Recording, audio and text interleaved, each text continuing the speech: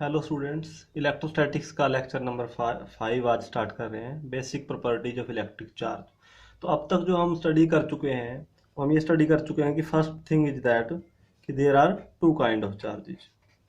ये हम स्टडी कर चुके हैं कि जो चार्ज है दो तरह का होता है।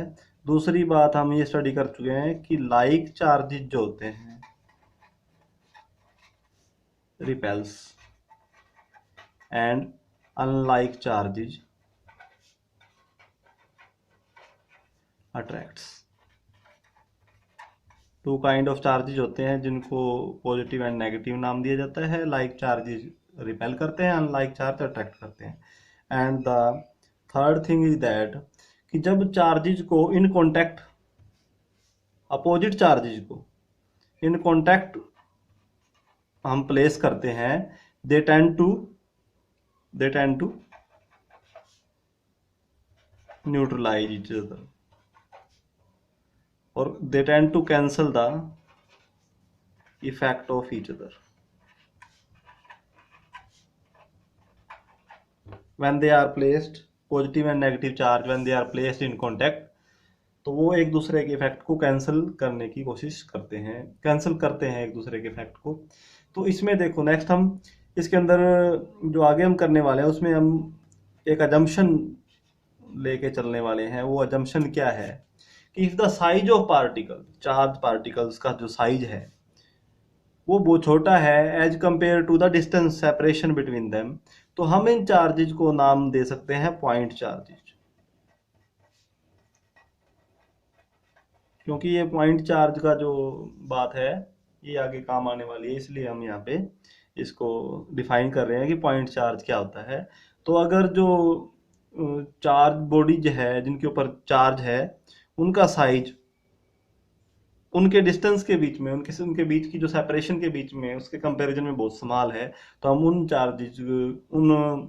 चार्ज बॉडीज को हम पॉइंट चार्ज कह सकते हैं। तो बेसिकली जो हम प्रॉपर्टीज करने वाले हैं चार्ज, इलेक्ट्रिकल चार्ज की, उसमें फर्स्ट है एडिटिविटी ऑफ चार्ज।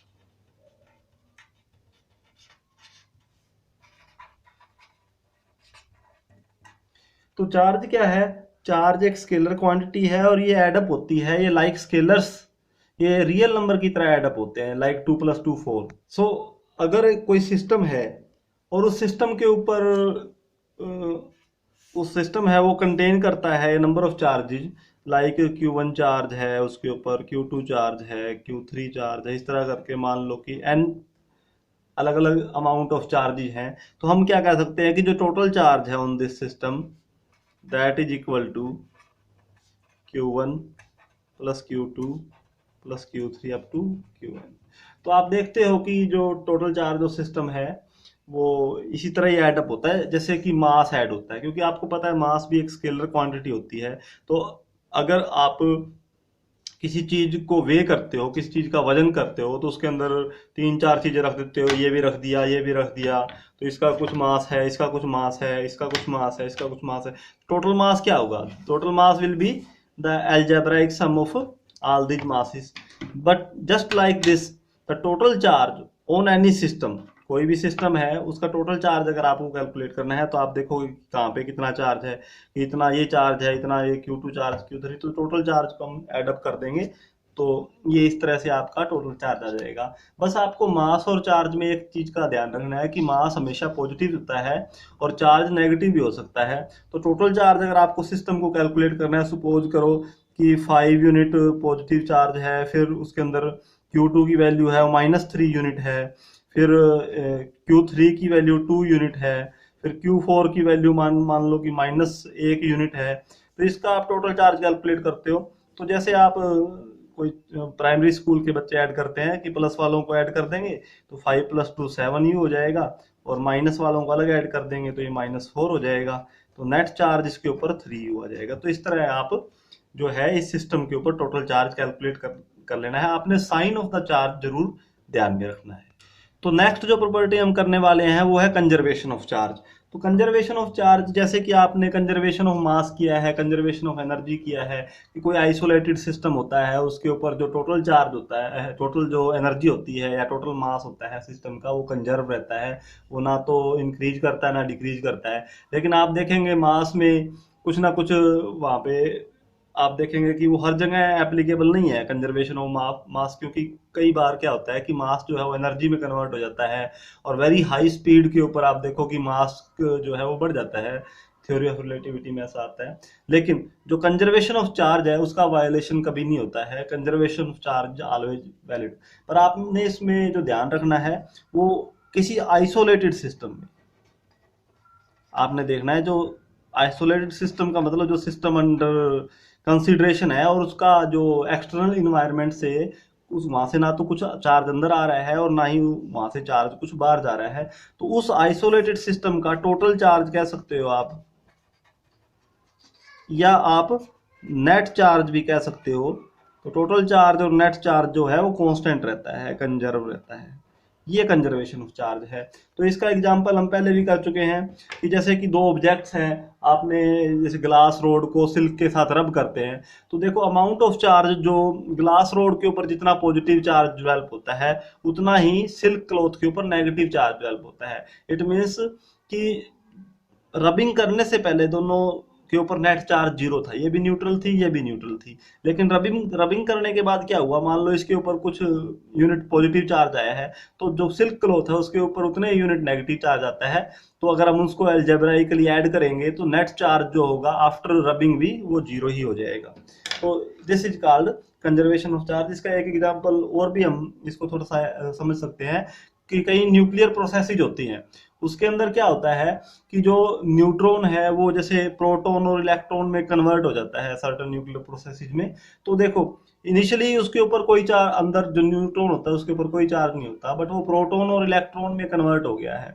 तो चार्ज पार्टिकल्स जो है वो कम ज्यादा हो सकते हैं, but before the process and after the process you see that the net charge on the system is zero, मतलब that do not change, that remain constant. This is conservation of charge. जो third property है वो है quantization of charge. अब ये quantization of charge को हम कैसे एक्सप्लेन करेंगे, तो जो भी फ्री चार्ज है, फ्री चार्ज मीन्स कोई चार्ज पार्टिकल एग्जिस्ट करता है किसी फ्री बॉडी के ऊपर, तो उसके ऊपर जो टोटल चार्ज है that is integral multiple of some basic unit of charge. That basic unit of charge is charge on electron और प्रोटॉन। तो इसका जो मैग्नीट्यूड है चार्ज ऑफ इलेक्ट्रॉन और प्रोटॉन के ऊपर आपको पता है कि ये बराबर होता है, तो इसका हमेशा इंटीग्रल मल्टीपल होता है। इंटीग्रल आपको पता है इंटीजर क्या होता है, एन इंटीजर है, और इंटीजर वो होता है जो कि जीरो भी हो सकता है, दैट इज 1 2 3, और ये -1 भी हो सकता है, -2। तो ये इंटीजर्स होते हैं। तो ये जो total charge on any body हमेशा ई का इंटीग्रल मल्टीपल ही होता है। तो इसको क्वांटाइजेशन ऑफ चार्ज कहते हैं। क्वांटाइजेशन ऑफ चार्ज जो है जो सबसे पहले किसने सजेस्ट किया था, माइकल फैराडे ने सजेस्ट किया था जब उसने इलेक्ट्रोलिसिस के ऊपर एक्सपेरिमेंट किया था, तब उसने सजेस्ट किया था और इसको एक्सपेरिमेंटली इसको डेमोन्स्ट्रेट किया था।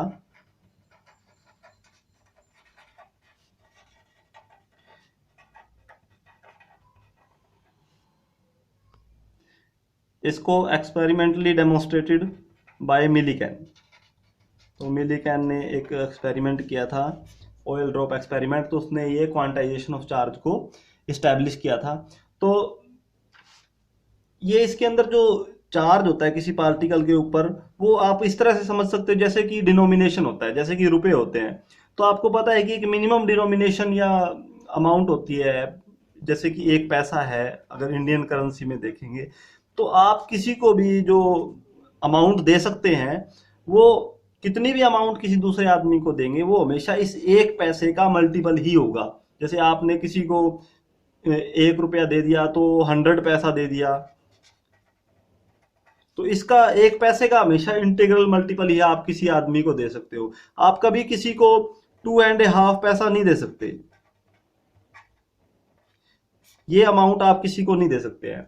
तो जस्ट लाइक इसी तरह चार्ज भी होता है, वो एक बॉडी से दूसरे बॉडी में कभी भी ट्रांसफर होगा तो हमेशा जो मिनिमम जो यूनिट है इसके मल्टीपल में ही ट्रांसफर होगा, कभी इसके फ्रैक्शन में एक बॉडी से दूसरे बॉडी में ट्रांसफर नहीं होगा। बट ये जो स्टेप साइज है इसका, ई की जो वैल्यू है, इट इज वेरी स्मॉल,